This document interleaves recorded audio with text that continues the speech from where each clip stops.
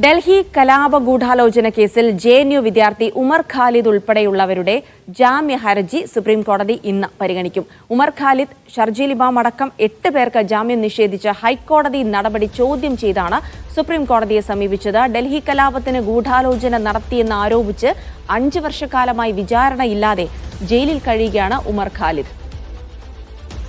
ധനസുമോദ് വിവരങ്ങൾ നൽകും. ധനസുമോദ്, ഉമർ ഖാലിദിന്റെ ജാമ്യാപേക്ഷയുമായി ബന്ധപ്പെട്ട ഹർജിയാണ് ഇന്നിപ്പോൾ സുപ്രീം കോടതി പരിഗണിക്കുന്നത്. ഹൈക്കോടതി അടക്കം ജാമ്യം നൽകാൻ വിസമ്മതിച്ച സാഹചര്യത്തിൽ കൂടിയാണ് സുപ്രീം കോടതിയിൽ നിന്ന് എന്ത് തീരുമാനമുണ്ടാകും എന്നുള്ള കാര്യം പ്രസക്തമാകുന്നത്. എപ്പോഴാണ് ഇന്ന് ഹർജി പരിഗണിക്കുക?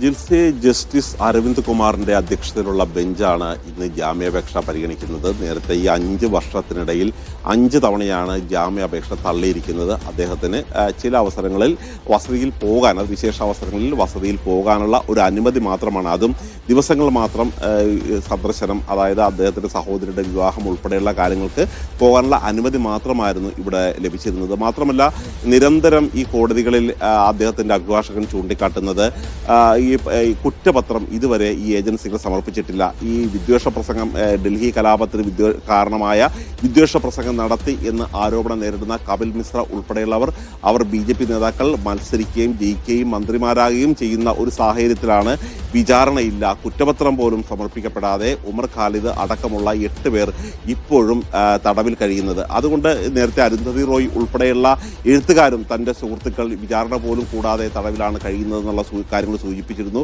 CPM PBയും ഹൈക്കോടതിയുടെ വിധിയെ അപലപിച്ചുകൊണ്ടാണ് കഴിഞ്ഞ ദിവസം ഒരു പത്രക്കുറിപ്പ് ഇറക്കിയത്. അതുകൊണ്ട് തന്നെയാണ് ഇന്ന് വളരെ പ്രതീക്ഷയോടുകൂടിയാണ് ഉമർ ഖാലിദ് ഉൾപ്പെടെയുള്ളവർ സുപ്രീം കോടതിയിലേക്ക് നോക്കുന്നത്. സുപ്രീം കോടതി നിരന്തരം പറഞ്ഞിട്ടുള്ളത് ഈ ജാമ്യം നൽകുക എന്നുള്ളത് തന്നെയാണ്, ബെയിലിസ് റൂൾ എന്നുള്ള കാര്യമാണ് പറഞ്ഞിരിക്കുന്നത്.